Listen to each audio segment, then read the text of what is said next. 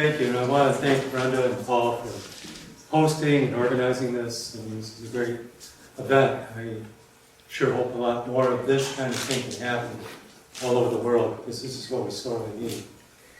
Actually, where I'm going to start, I'm motivated by what I learned about beavers. I learned some new stuff, and I learned how seriously screwed up some laws are in Canada. Because it isn't the same in the United States in a couple of things.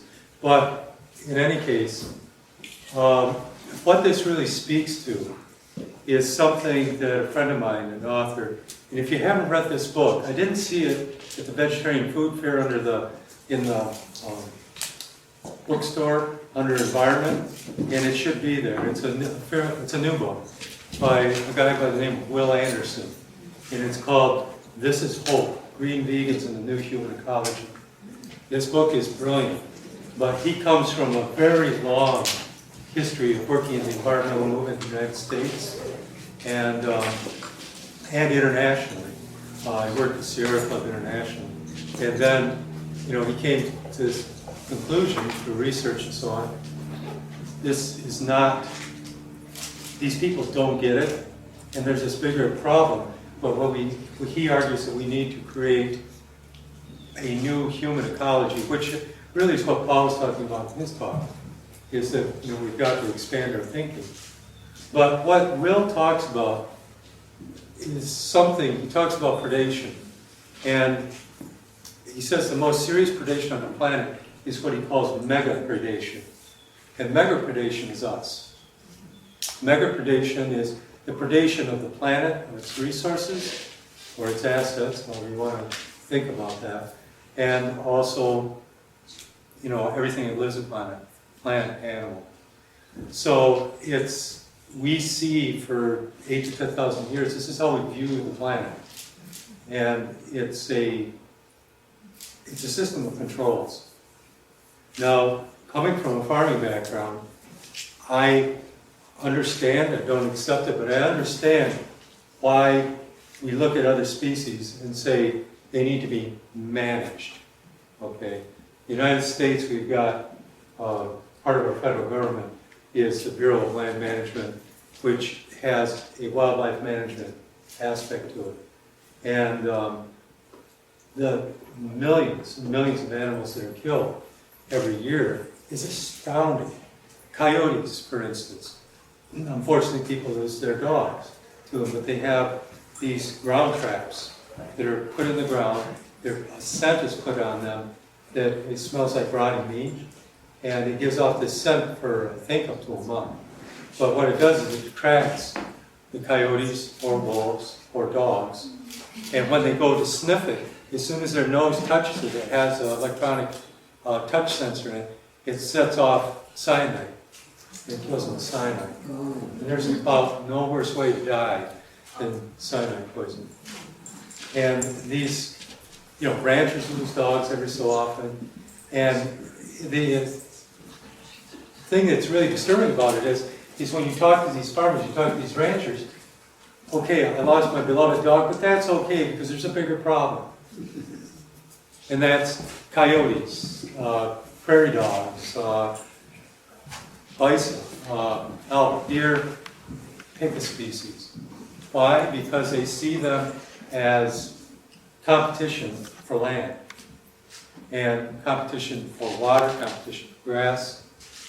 And there was an interesting study I'll share with you that was done by Princeton University, the United States.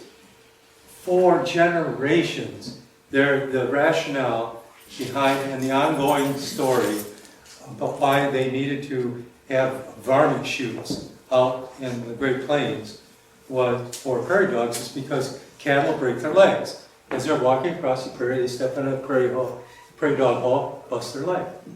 And then they have to kill that cow. So Princeton wanted to know, nobody had actually done a quantitative study on what the losses were to the livestock industry.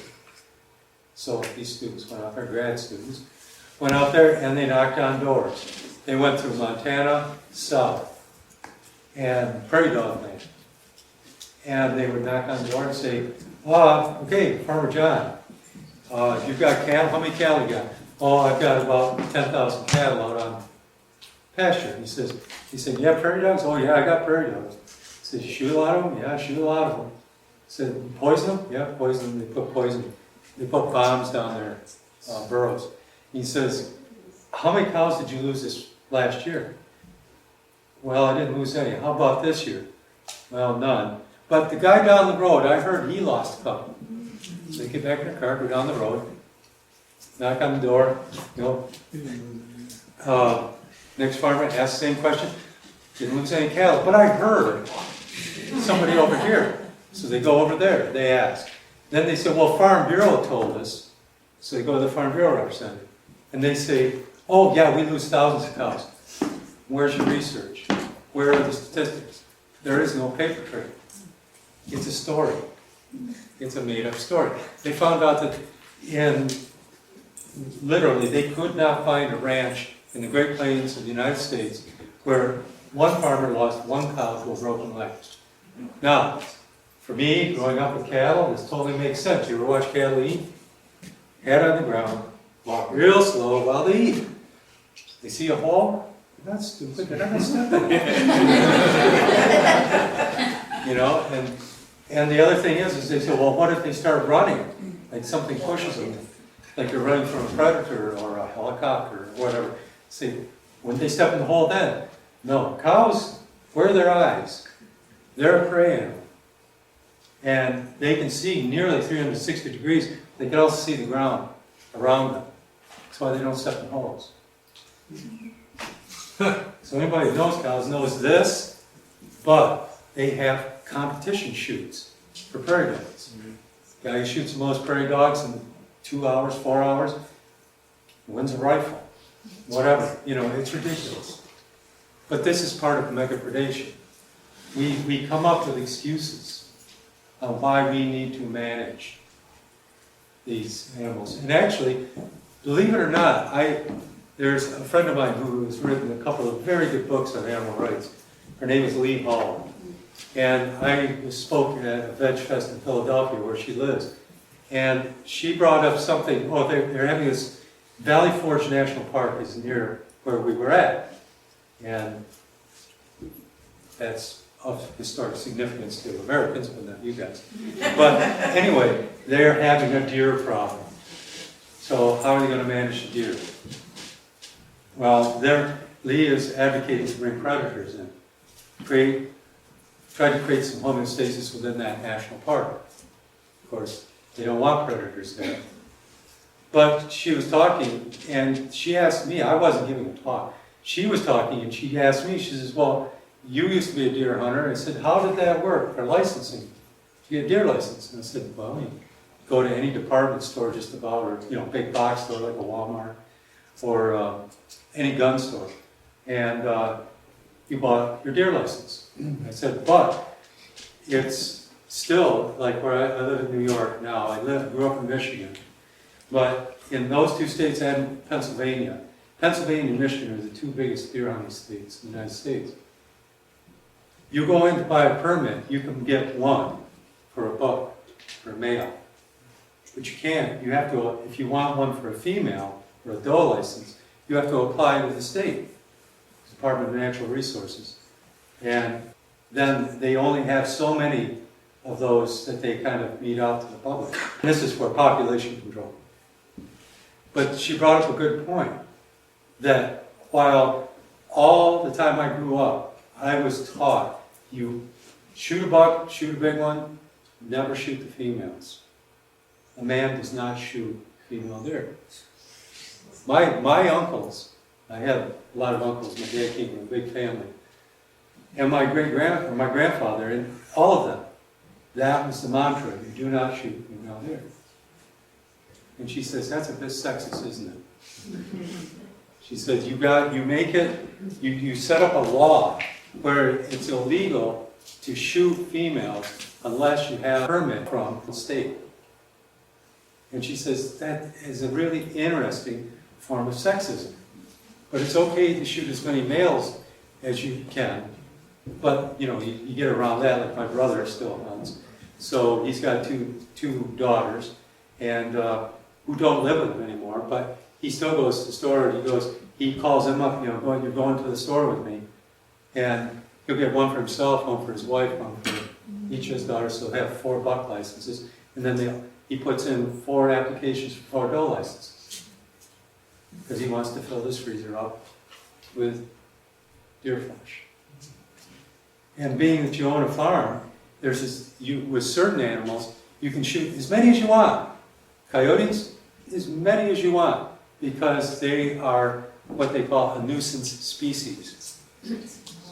So, in the Great Plains, farther out in the Midwest, prairie dogs are a nuisance species. You don't need permits to shoot them.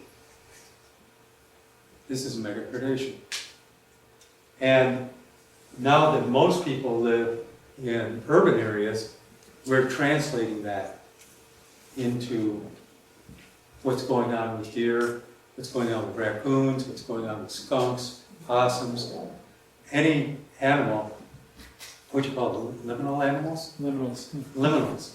Who, I love that word, liminal animals that live in what we've encroached on.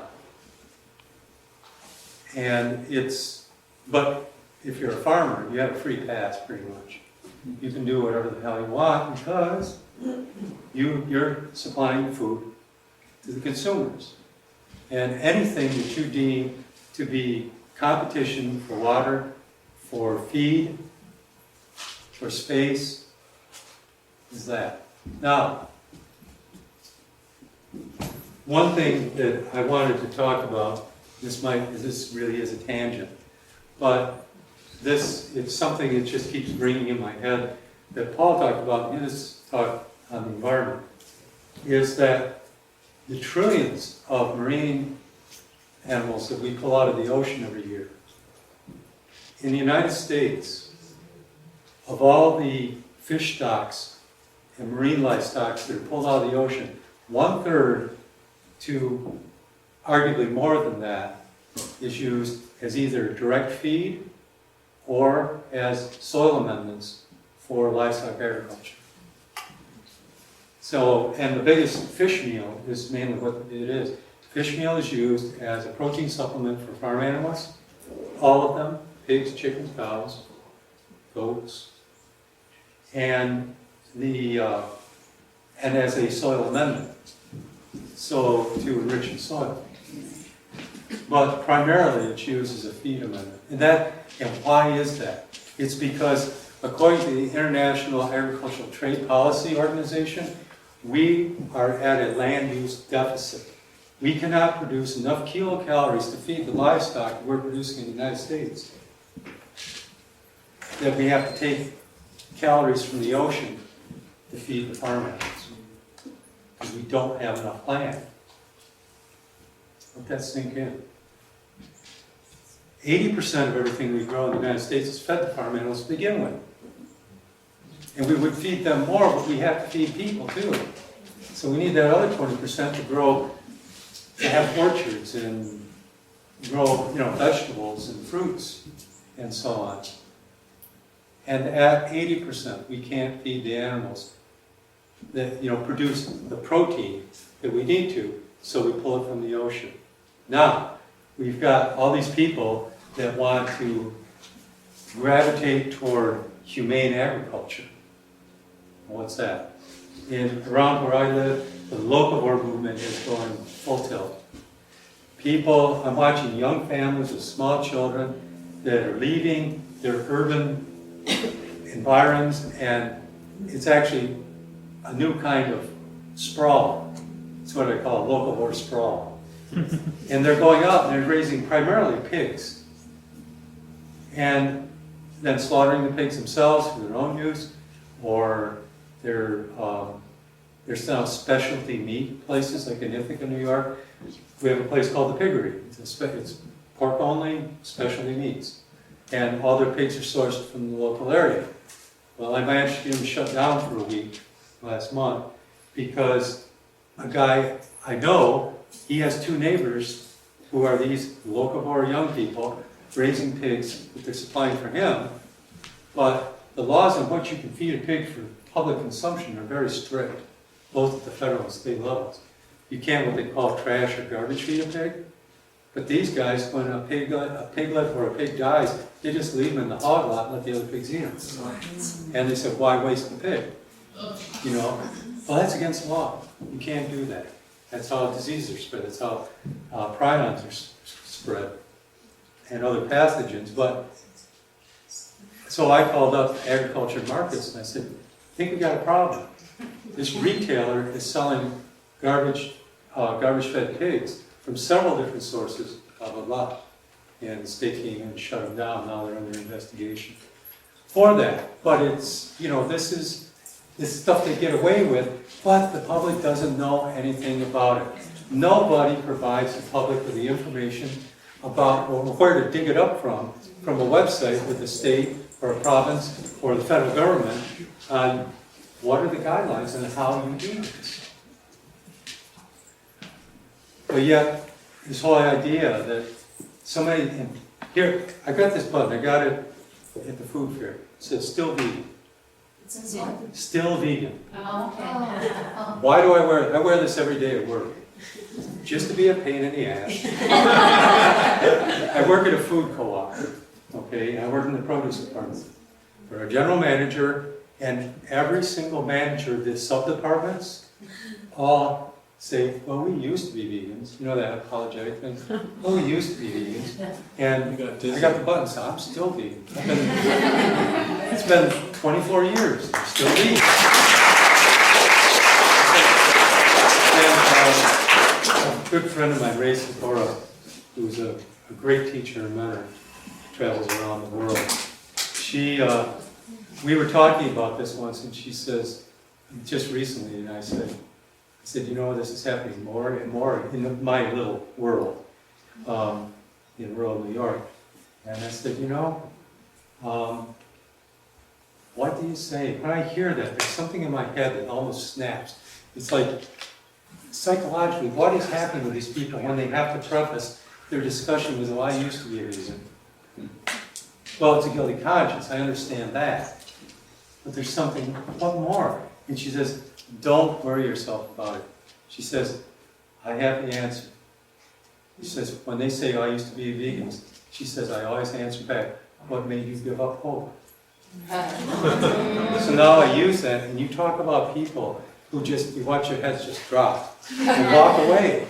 Because exactly, they became vegan for a reason, whatever that reason may be. But somewhere along the line, they gave up hope. And that's why I like Will Anderson's title of his book. This is hope, being vegans in the new human ecology. Because that's what we have to offer, is hope.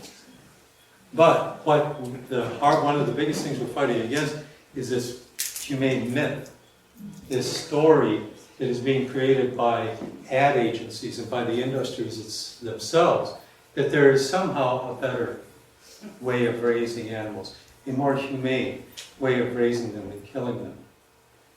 And I'm here to tell you there just isn't. It's not possible.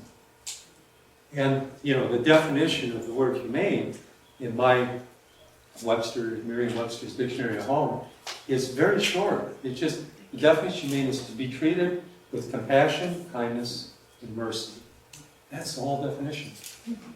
Well, when I was in 4-H, I raised animals. I wanted to kindly and compassionately, but did I show mercy to any of them? What does mercy mean? I would spare their lives. That never happens. So humane is a word we need to reclaim. It doesn't belong to them. It is a good word. It's for any humane society that promotes the consumption of animals or has fundraisers where you kill animals to save animals. You know, here, have hamburgers and hot dogs, and give us a bunch of money so we can go out and help cats and dogs or whatever. You know, we need to have that conversation. We need to go out there and talk to them and say, do you really understand what your obligation, your responsibilities are when you claim that you're humane? I mean, to me, language is important. And if we don't hold people accountable for the language they use, we really get into this linguistic dystopia, which we're basically in. I mean, what does welfare mean? I mean, I'm a welfarist. I have a rescued dog, a rescued pit bull, Lola. Show you pictures if you want later. Lola, That's a true welfarist. yeah, and the thing is that it took us 5 years, but we got our rural Humane Society to go no-kill this year. Wow. And it took a lot of work. But the main part of that work was just sitting around and talking to people. Not giving them a pamphlet and say, this is how you do no-kill. These are the reasons you need to be vegan. And walking away from it. It was having coffee with them on Saturday morning. It was whenever you ran into them, or sitting down and having a lengthy discussion about what it means to be an animal lover. And we did it. We became no-kill. But since welfare generally means, we can generally agree upon in society, that it means to operate in the best interest of the other. So when we talk about human welfare, we're talking about doing what we can to improve somebody's lot in life, or that they have certain basic necessities taken care of, and that they have certain physical, emotional securities met, so they don't feel threatened. That's what welfare means. That's not what we do for farm animals. It's not what we do for free-living animals. Welfare has become a word that has been attached by advertising agencies and by the industries and by our governments to mean something else. Think about what this language shift has happened. Look at the animal movement. Not so many years ago, when I first got involved with things, it was animal rights. And then these big organizations, their mailings changed. And then we were talking about animal welfare.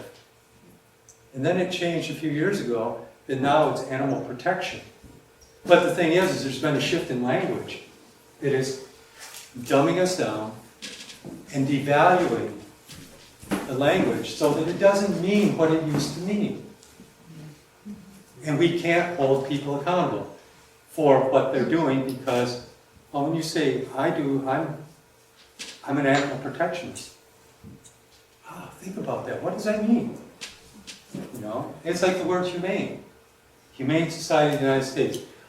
Humane Society of Schuyler County, which is what I do some volunteer work for. When you're a humane society of any kind, what does that mean? Another messed up example of how humane societies operate is in Australia. How many of you know Animal Liberation Victoria? Okay.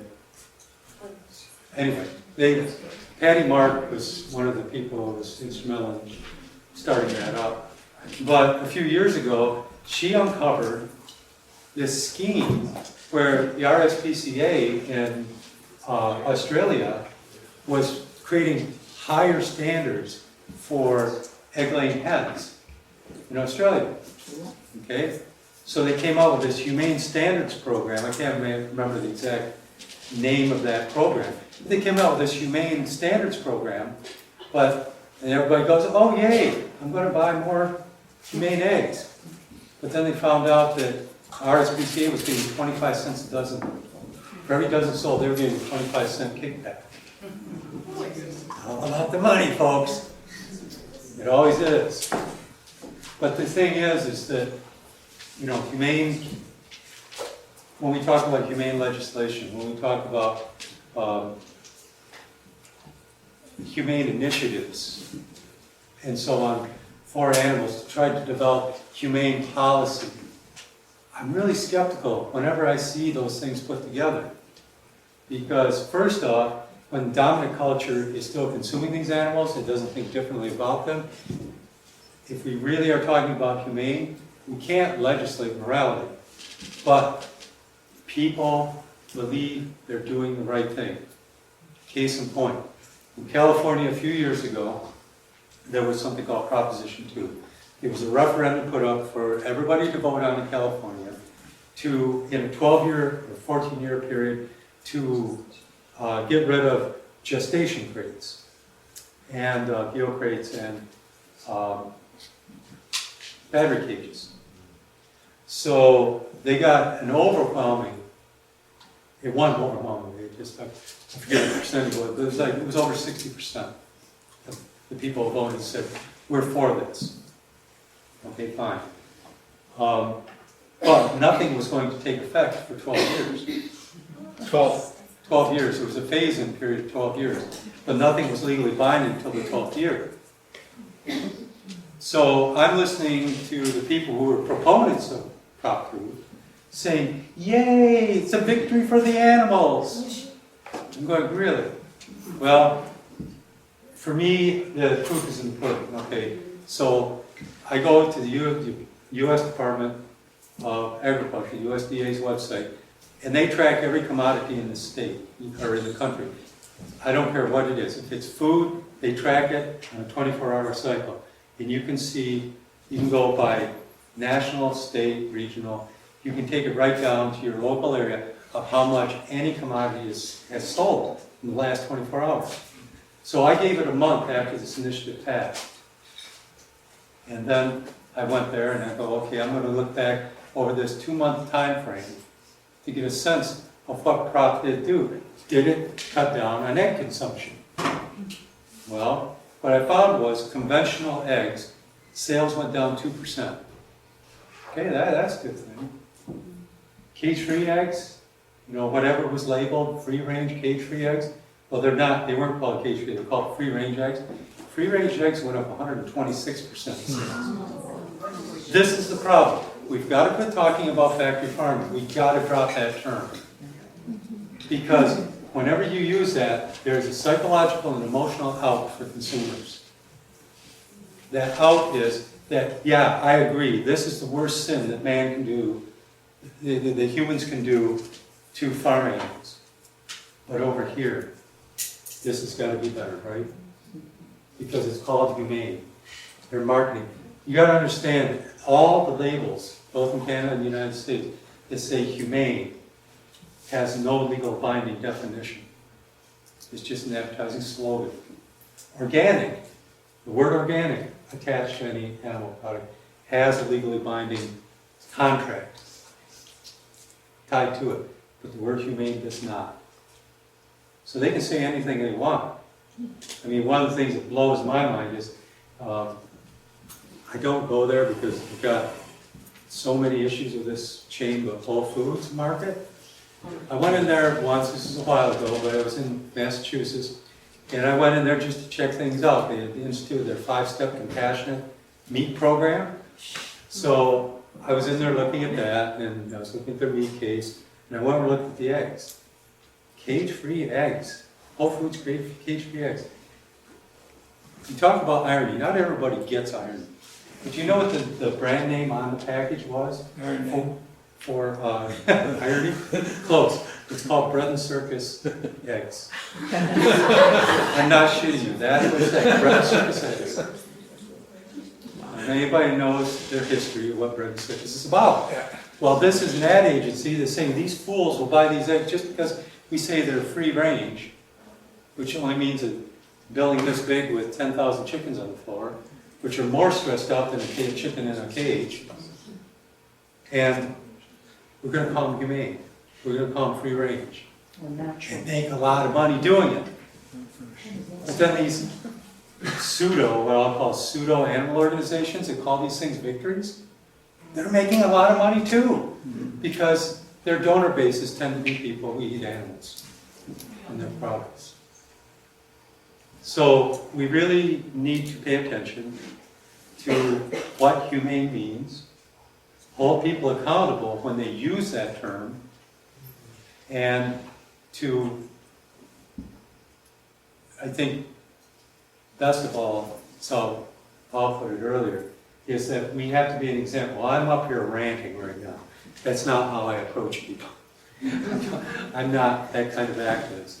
But we need to be a positive example, and in a kind and compassionate way, in a caring way, is to have a dialogue with these people and say, not just the consumer, but also producers, and say, How do you do it? It's possible. I did it with a local organic farmer who wanted to make more money, so she started raising heritage turkeys, okay? Whenever you hear these things like heritage breeds, red flags should go up and you should say, okay, what does that mean, and is that a true depiction of what you're doing? Well, anyway, I talked to this young woman, Melissa's her name, and I told her, I said, you know, she put up a poster at this farmer's market, and it says, come out, and believe it or not, the name of her farm is the Good Life Farm. And I said, she says, come out to Good Life Farm pre-Thanksgiving, and for a potluck and experience some of our produce and our squash and stuff, and to participate in the harvest of your turkey for Thanksgiving. Language, again, I think somebody used it earlier, talking about harvesting animals. There's been a switch in agriculture that started at the agricultural colleges, that they needed to change the language to make customers, consumers, comfortable with what they're buying. Because we have a situation in North America where the vast majority of people, about 98 to 99% of all people who live in North America live in urban areas. So their only way of understanding or connecting to a farm animal is to anthropomorphize that farm animal via the animals in their lives, which are their cats and dogs. They said, and the industry is smart. I mean, they hire focus groups and psychologists. They needed to change the language of agriculture. When I was going through agricultural school, we called it animal husbandry. It's now called animal science. The word husbandry cannot be found in a textbook at a college level anymore, in the United States anymore. And they went from raising animals, we call it growing animals. Growing? Growing. We call it from killing and slaughtering animals to harvesting animals. Growing and harvesting are what we do with crops. Yes. It's what we do with orchards. And now we've transferred that language to animals to further distance them, to make them even more the other. Buffering. Yeah, buffering. It's a good way of thinking of it. Yeah, exactly. So that people are more comfortable, more buffered, more insulated from the realities of what's going on.